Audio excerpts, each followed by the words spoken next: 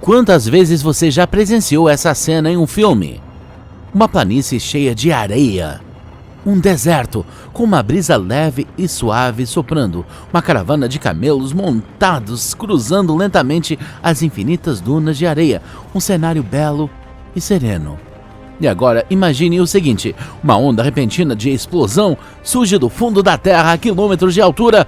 Uma nuvem gigante em forma de cogumelo surge do horizonte.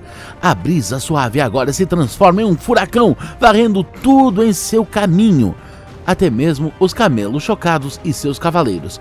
Talvez seja assim que muitos de nós imaginamos uma explosão nuclear no deserto. Quem será ferido pela explosão? E a precipitação radioativa chegará à sua casa?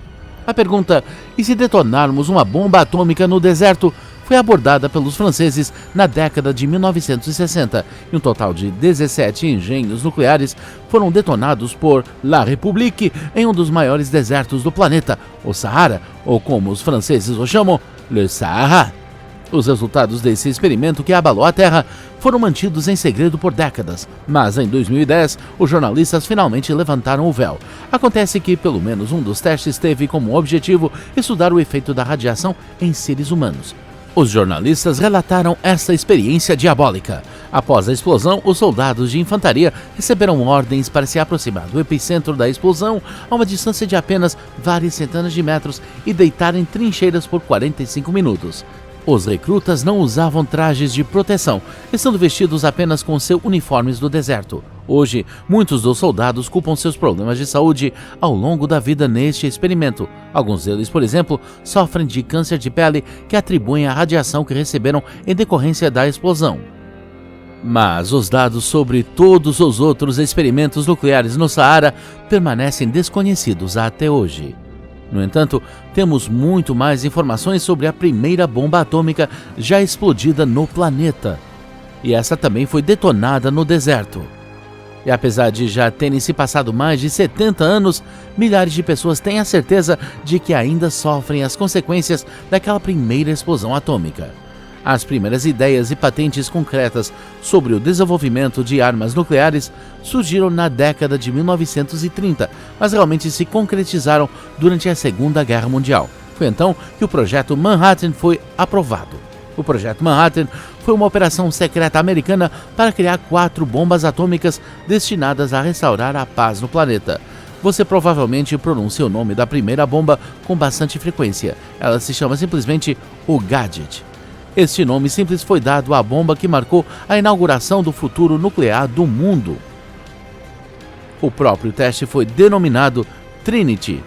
Os campos de teste do projeto Trinity foram escolhidos com muito cuidado. Locais no Texas, Califórnia e Colorado foram considerados opções possíveis, mas uma faixa de terra deserta de 90 milhas, ou cerca de 145 quilômetros de comprimento no estado do Novo México, foi finalmente escolhida para ser o local da primeira detonação nuclear.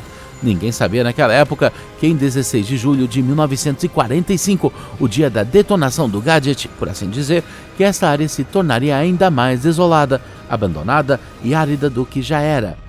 Uma terra de ninguém. De acordo com testemunhas oculares, naquela manhã o céu do deserto estava cheio de cores, com vastas faixas de ouro, violeta e azul brilhante lavando o firmamento.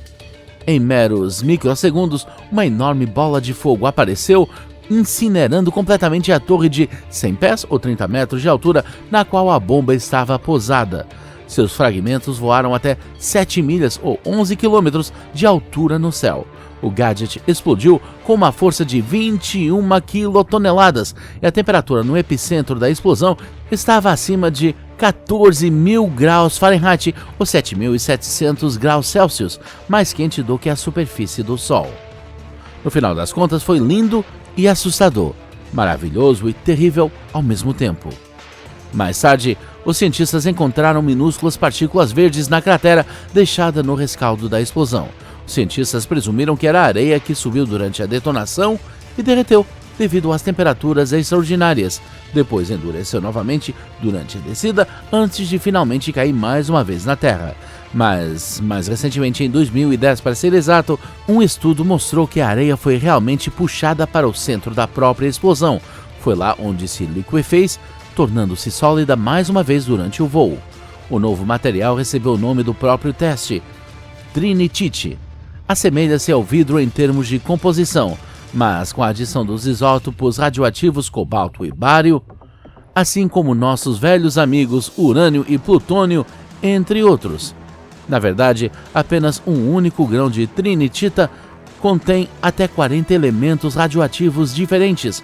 Os cientistas coletaram este novo material de pesquisa de todo o deserto. No ano de 1953, uma escavadeira especial foi enviada para a explosão no local com a tarefa de remover até o último grão desse material nuclear.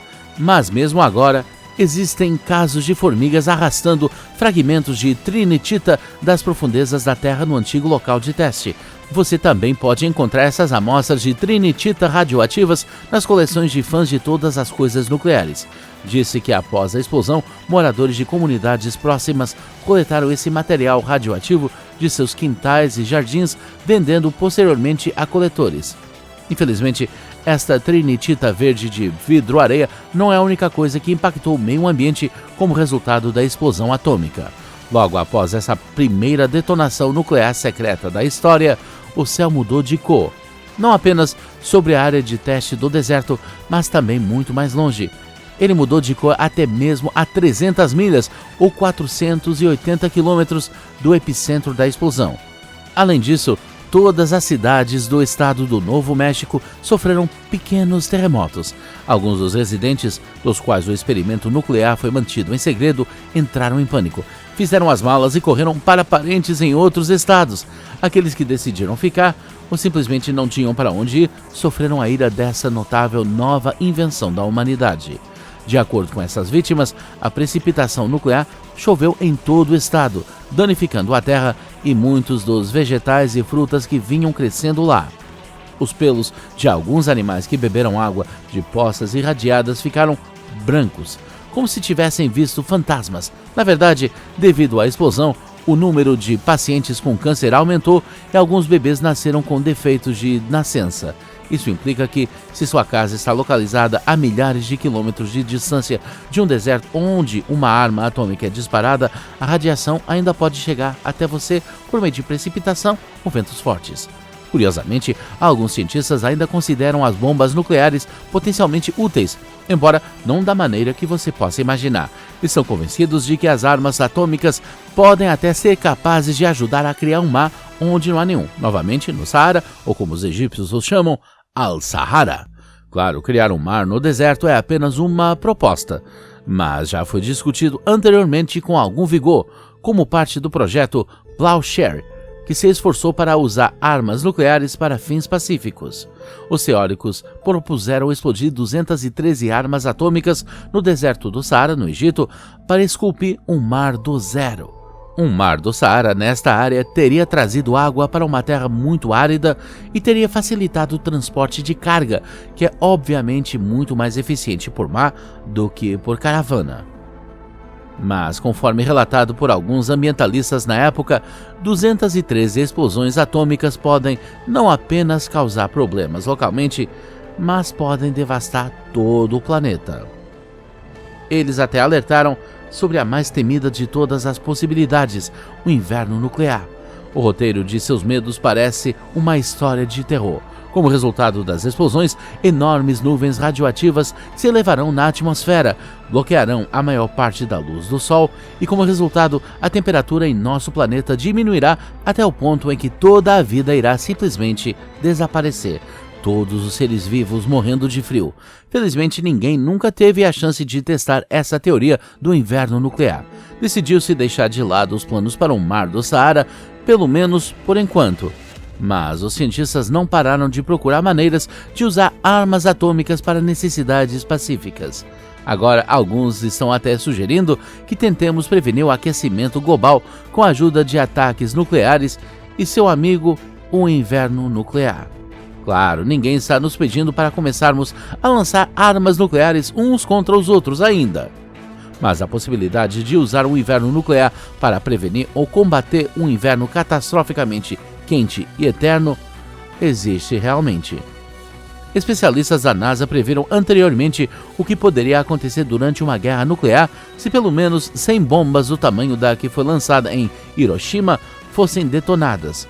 Segundo o relatório, devido aos incêndios causados pelas explosões, 5 milhões de toneladas de fuligem de carbono estariam na atmosfera. Essa poeira absorveria ou refletiria muito do calor do Sol e a Terra se resfriaria à sombra desse escudo de poeira de carvão. As temperaturas médias nos trópicos, Europa, Ásia e Alasca diminuiriam em cerca de 5 a 7 graus Fahrenheit, ou 3 a 4 graus Celsius. Portanto, podemos esquecer o aquecimento global. No entanto, o mesmo pode ser dito sobre comida e vida em geral. Esqueçam lá isso.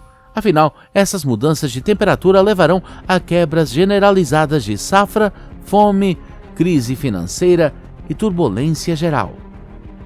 É importante notar que os cientistas da NASA enfatizam que 100 bombas com a potência de Hiroshima são iguais ao efeito destrutivo de apenas 0,03% do arsenal nuclear mundial total de hoje. Caraca! Felizmente, os estoques nucleares mundiais foram drasticamente reduzidos desde meados dos anos 80, de um máximo de cerca de 70 mil ogivas para apenas cerca de 15 mil hoje. E nós, cidadãos comuns, temos a certeza de que as armas atômicas estão sob controle. E geralmente é esse o caso, mas um incidente ocorreu nos Estados Unidos em 1958 que nos faz pensar. Em tempos de paz, uma bomba nuclear caiu sobre a propriedade da família Gregg, super comum, na Carolina do Sul, nos Estados Unidos. Felizmente, não estava carregando seu núcleo físsil, mas a carga explosiva convencional da bomba detonou, destruindo o teatro infantil e deixando uma cratera de 70 pés, ou 21 metros de largura, com uma profundidade de 35 pés, que são 11 metros. Parece que os pilotos do avião que transportava a bomba soltaram a carga por acidente devido a um erro durante o transporte. De qualquer forma, havia 3 meninas, um menino, um marido e uma esposa em casa naquele dia, no domicílio da família Gregg. Todos eles ficaram feridos, uma das meninas ainda teve que receber 31 pontos para fechar uma ferida. Então, seja no deserto do Saara, Carolina do Sul, Hiroshima ou sua própria cidade natal, esperemos que nunca chegue o dia em que as armas nucleares sejam usadas com raiva novamente. Se você gostou do vídeo, dê uma curtida e inscreva-se no canal, caso ainda não tenha feito.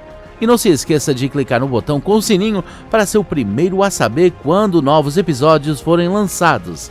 E fique conosco, porque temos muitos vídeos mais interessantes pela frente. E não se esqueça de contar aos seus amigos sobre nós, porque, você sabe, você não é legal se você não assistir ao Riddle.